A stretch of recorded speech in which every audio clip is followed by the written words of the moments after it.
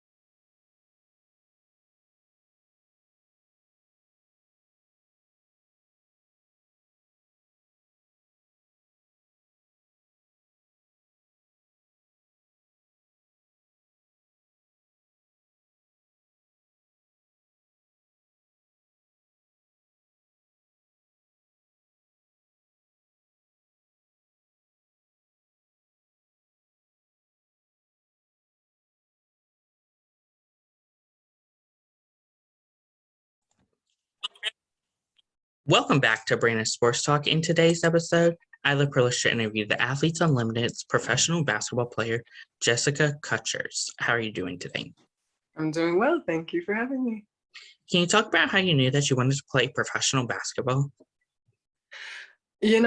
I think it wasn't something that I really thought of at an early age because it kind of just seems so far off and like this thing that you always hear about percentages, like less than 1% of athletes ever play professionally. And so I was just excited to get a scholarship. I think it kind of wasn't until my junior year in college that I was like, I think I might be able to do it. And that was really when I really started considering it. What was it like going to Rice and playing college basketball for them? Rice is known as an academic school, and they definitely held up to their reputation. And so I think that a lot of times, a lot of schools, we're called student athletes, but I think a lot of times people are actually like athlete students. But at Rice, I was legitimately a student athlete. Like you are a student first and you are an athlete second. And so it was really challenging just balancing academics and sports. But I think that's definitely my freshman year. That was one of the biggest things I had to grow on was like time management, because I wasn't doing both very well, like at all. But I think I think time management was probably like the biggest thing. But being able to balance both of those really grew me up a lot. It matured me very quickly. What was it like, obviously, getting put on that Rice basketball jersey?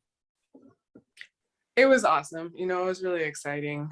I literally remember the first day in the locker room, just putting it on, and I actually only had one other girl in my class, which I'm like, oh, that it's kind of painful sometimes when I see these huge classes and freshmen just all get to cheer together and they get to grow up together, but we were just kind of looking at ourselves in the locker room like, oh, this is awesome. This whole buildup of in high school that you have of thinking about college and then signing and just all these different things and going on your unofficial visits. And then it's finally like, okay, I'm here and I got to do what I got to do. And it's exciting, but it's also a little bit scary, because it's this whole new territory. And now you signed a contract, which that might be the first time in your life you ever sign a contract. And so there's certain responsibilities and obligations that come with that, and you can kind of like feel the weight of that when you're like, oh, I'm legitimately representing this school now. Of course, what was that feeling like of getting to put on that jersey, and what were some of your accomplishments during your time? Well, it was really cool, of course, just to play for Rice. And, it is a prestigious university. And during my time there, I did pretty well. My freshman year, I got freshman of the year for Conference USA. And then just various other awards throughout my time and my career at school. But ultimately, I think my biggest ones is I ended up being the all-time leading scorer in Rice history, like men's or women's, and also the all-time leading rebounder. And I actually, in October of 2021, I got inducted into the Rice University Hall of Fame. And so that was pretty incredible. Like, that's really an incredible feeling to get that, to receive that honor. What was that feeling like? Obviously, as you said, that you were the leading scorer in both men and the women's side. When it happened, I remember I just didn't, I was still playing. And so I was just kind of like, okay, this is great, but we still have things to do and we still have the season to play and all these other things. And so I knew I didn't really feel the full impact of it. But now when I look back, I'm like, oh my gosh, first of all, how did I do that? Like, because we've had a lot of really great players come through the Rice program. But I think just to think of where I was at mentally, I was just kind of a college student all over the place, just doing different things all the time. I'm like, wow, that's actually amazing that I was able to be that consistent, because I didn't feel like I was that consistent. I wasn't that consistent for myself, personally in my personal life. And so I think it's one of those things sometimes where even now when I'm just kind of like, man, what am I doing? I'm like, no, there's a lot of consistency in this heart, and there's a lot of drive, and you have a lot of heart. So like, you'll be fine. What was that feeling like when you got inducted into the Rice Hall of Fame? Man, it was amazing. The room that I was in with our induction class, and just the accomplishments that the other inductees had. When I heard them explaining things, I'm looking up at them like, wow, that's amazing, that's amazing. And then sitting there like, oh my gosh, I'm in this group of people, like I get to sit in here and I'm one of the people who's being honored tonight. And so just to be considered in that caliber, in that class of athlete, again at Rice, it was amazing, because I wouldn't naturally put myself there. And so it was really cool to have other people vote like, oh yeah, this is where you belong. So I just super appreciated that. How does it feel to know that for the rest of your life, you will always be known as a Rice Hall of Famer? And even when you have kids, going back there to show them your legacy? Yeah, I think if I ever have kids someday, and who knows how I'll look at that point, but to be like, whatever sport they choose, or if they choose music or just anything that they choose, that I can always be like, okay guys, I know y'all probably don't respect me right now, but listen, I used to be like really good at what I did, and then to just be able to have that forever. I'm just like, wow, my name is at Rice University forever. Like, that's just, I don't know. It feels amazing. What was it like, obviously, getting to play overseas? Overseas, I always feel like everybody who's played overseas, we all just, when we get back stateside, you kind of just look at each other and like give each other a head nod of like, yeah, I understand, because I think rookie year is definitely the hardest, because not only are you trying to adjust to playing professionally, but you're adjusting to the culture of whichever country you're in. And so that's a major challenge, but I think a huge plus about it is just getting to pay to play basketball, of course, and then just to travel the world. I think a lot of us, if not maybe most of us, have seen a lot more of the world than a lot of people get to. And so that's really one of the most incredible things about it. What was it like, obviously, getting to play in the Czech Cup? Yeah, the Czech Republic was my second season overseas, and let's see, I lived about 30-40 minutes outside of Prague, which I had never really had a huge desire to go see, but oh my gosh, I went like every other weekend. It was beautiful. And then we got to play the cup out there, and we played a really good team, and I played well, getting to get the cup MVP.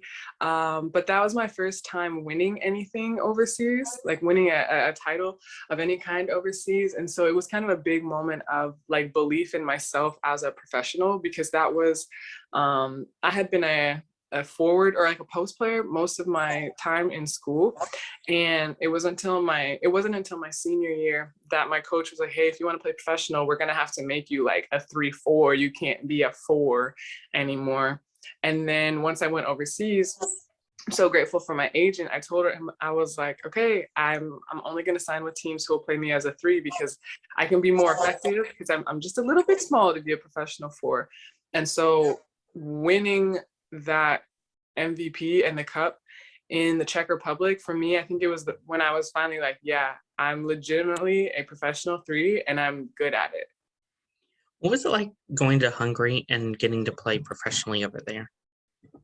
Oh man, I love Hungary. And I've actually gotten to play there twice, which I'm super grateful for because it's like one of, if not my favorite country to play in. Hungarians are just incredibly friendly people. But yeah, I played there my 3rd season.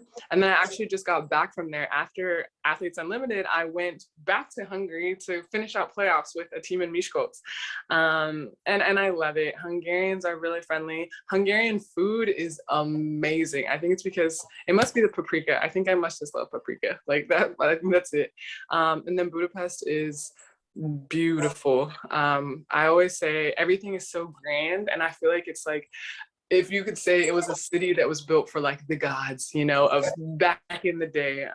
And so I really enjoy playing in Hungary. How is it like obviously getting to go to Sydney, Australia to play over there? You know, it was really interesting going to Sydney because I had played in Europe, right, in these countries that feel very foreign because you don't speak the language. And so I naturally assumed like, oh, I'm going to Sydney. Okay, they speak English. This is going to be a lot easier. And at first it felt that way because it's like, okay, I could go to the gas station. I could go to the store. I could say hello to the person on the street, you know, and they understood me. But as the months went on, I realized, I was like, you know, they speak English, but this is still very foreign to me, you know, just the different culture and behaviors of my teammates and people, you know, driving and things like that. But the Australian League, I really enjoyed playing in that. They all have very high basketball IQ. And one thing that was really fun about it, because you know I like competition, was there were no weak links on the team.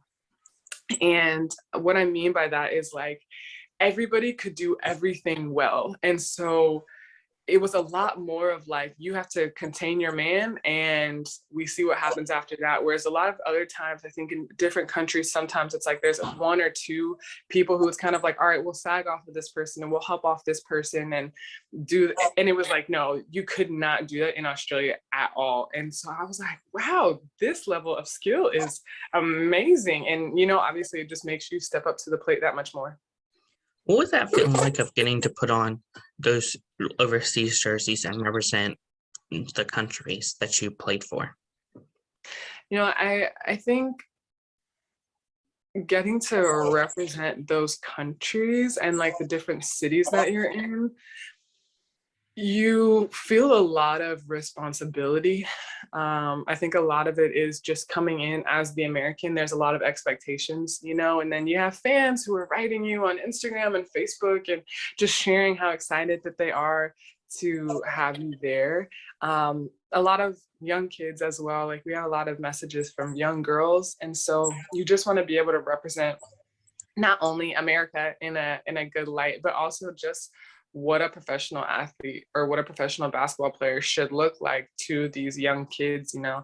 And so, yeah, I think for me, I felt the weight of being a good role model, but it wasn't like a burdensome weight. It was just more responsibility that I think helped me stay more focused, honestly. Of course, what were some of the things that you learned playing overseas to help you now where you are now with Athletes Unlimited? I grew up a lot. I matured a lot emotionally while I was overseas. Like I know my first 2 years after I graduated college, I was in 2 different training camps and I was not I didn't have the confidence that I needed in order to just play at a WNBA level. And then I wasn't emotionally mature enough either. And so a huge, I mean, it's 7 years later now. But that was something where playing in Athletes Unlimited, my self-confidence is light years away from where it was, not just on my skills, but literally just like understanding myself and believing in myself, and then on top of that is it's like back then, if I missed or I did anything, I just put this crazy pressure on myself, whereas now I'm like, okay, so get it back and fix it. And so I think those were just ways that I really, really grew up, like while I was overseas. Of course, what has it been like coming back to the US and getting to play on US soil, playing with Athletes Unlimited? Oh my gosh, it was so amazing getting to play stateside.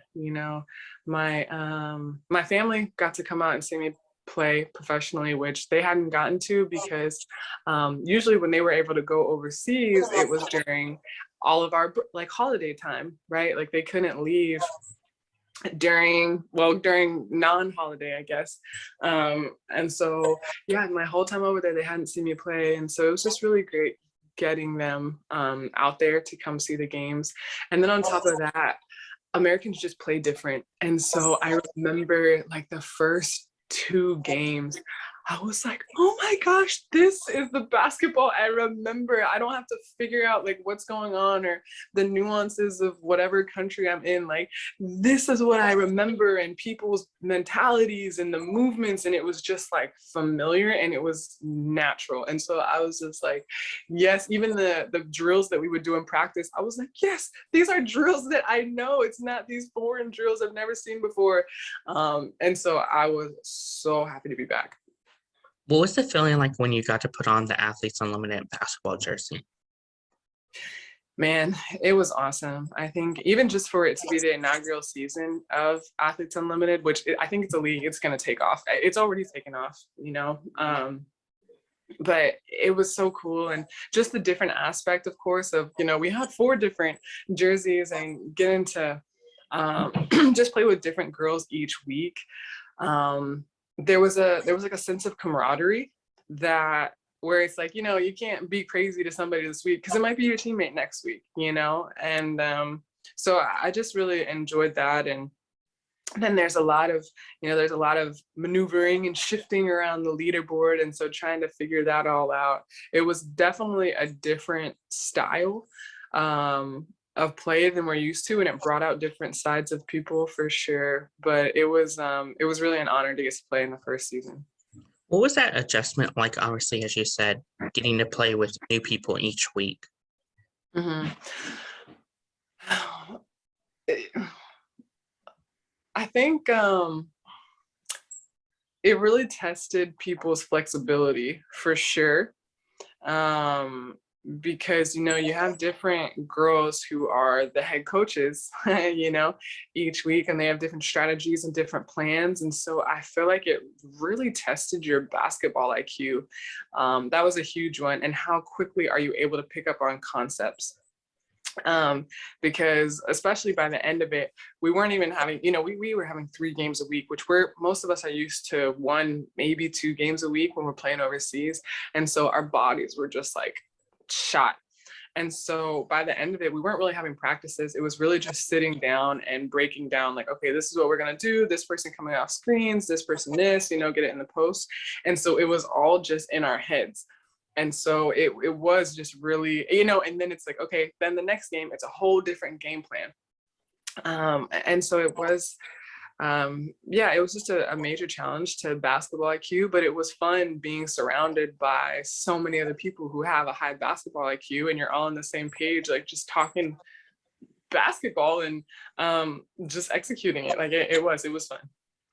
Of course, playing with Athletes Unlimited, how has it been like, obviously having, I don't know if obviously on the basketball side, but having coaches obviously that are on the college level show you obviously what it takes as a professional? Mm-hmm. Yeah,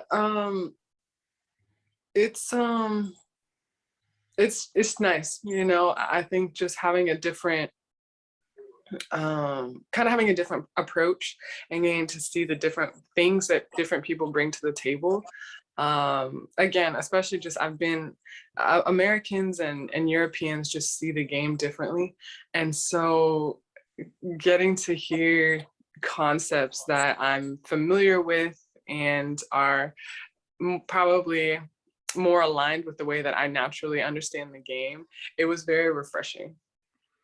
Of course, what are some of your game day routines and rituals like? Game day routines and rituals. So one of my first ones actually is I always have a coffee in the morning, which I'm not actually a coffee drinker, but I have a coffee in the morning because I'm very prone to migraines actually because of the stadium lights. And so caffeine helps stop those. And so game days, I always have a coffee.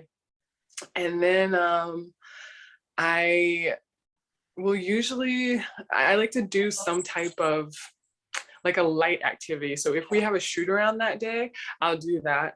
But if we don't have shoot around, then a lot of times I'll just go for a walk or like to the park or just take my dog kind of out to wander, because I want to make sure that when I take my nap, I'm like a little bit tired for my nap so that I have a great nap before the game. And then I always nap before the game. Of course, who are some of the people that you look up to in the Athletes Unlimited basketball? Man, there was a lot of good people there, but I'd say somebody I looked up to the most was Tiana Hawkins, you know, and not only because she was my team captain for multiple weeks in a row, but I think she did a great job she was always in the training room way before the rest of us were, you know, taking care of her body. She was a great leader. She didn't, like, you could just tell she was confident, but there wasn't, she didn't feel the need to like kind of be overbearing or anything. You know, she was just kind of like, all right, we're all professionals here. Here's the game plan, do your job, you know? And I really appreciated that, because I'm like, cool, yeah, I am a professional. And if you tell me what to do, like, I'm gonna get it done, you know? And so I really enjoyed playing for her. And, you know, she's a mother, of course. And so even just being away from her son during that time was challenging, but she really just gave it her all every single game, you know, and then she won. She was the leaderboard winner. And so I'm like, it was just awesome to get to see the behind the scenes of how she prepared for everything. What is it like, obviously, getting to play with those people like her who were in the WNBA? It was cool, you know. I think there was definitely a wide range of player experience that was at Athletes Unlimited, you know. From we have WNBA champions to, you know, maybe people who have only played in the States or kind of in some maybe just in college, you know, and then there was a lot of overseas pros. And so it was all over the place, but I think it was just fun. Again, it was just fun teaming up with people who have a lot of basketball experience at a professional level, and just sharing thoughts, sharing basketball knowledge, you know, and being in those discussions of like, okay, this is what's going on, what do we do? And instead of us just being told what we have to do, you know, by like a coach, it's like, okay, the girls are all like, okay, we're going to chat about it. And then, yeah, we had our team captain who she made the final decision, but like, it was more of a group effort. Of course, what are some of your future plans in your professional playing career? You know, I'm getting a little bit older now. And so I've definitely taken into consideration, you know, kind of, I guess, jumping back into real life. I had actually retired in 2020 to start working with my church. But then Athletes Unlimited came along and gave me the opportunity to just jump back into the game, you know, and play here at home.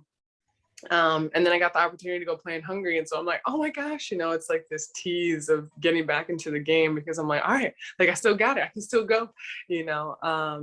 But I'm not 100% sure right now. That's definitely a phase that I'm in of trying to figure out like, okay, do I continue this?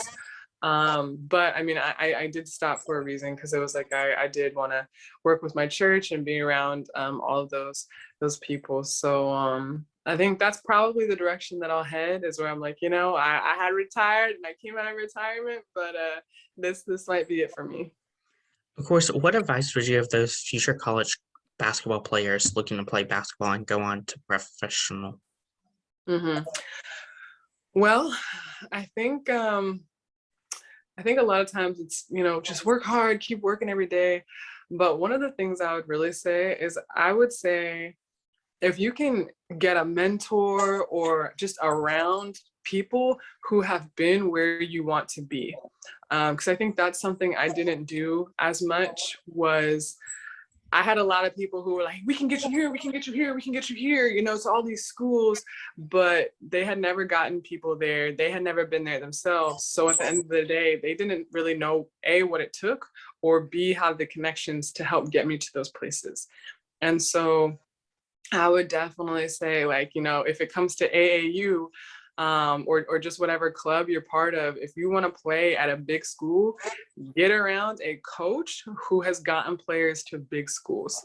If you want to play professional, go to a university where a coach has gotten people to play pro, or they have professional connections.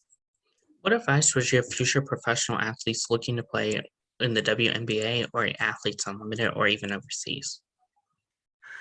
I would say reach out to players who, again, are where you want to be, and ask them what you need to do, who you need to talk to, and then don't be shy about it. If they tell you you need to do this, we need we need a highlight tape, we need game film, email this person, email this agent, like, do it. It's not the time to be shy. There's thousands of other people who are doing those things. And so if you're not willing to, then you're going to get left behind. That's great advice. Where can my listeners find you at on social media?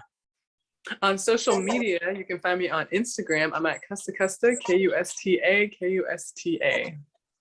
Thank you again, Jessica Kuster, for your interview, and best of luck in your future with Athletes Unlimited Professional Women's Basketball. Great. Thank you for having me. You can find Brandon Sports Talk on Facebook at Brandon Sports Talk, Instagram at Brandon Sports Talk, Twitter at Talk_Brandon, and you can find me on YouTube at Brandon Sports Talk. Don't forget to like, comment, and subscribe. Thank you again, Jessica Kuster, for your interview, and best of luck in your future. Thank you. You've been watching Brandon Sports Talk. Please feel free to like, share, and subscribe to Brandon Sports Talk on social media and on YouTube.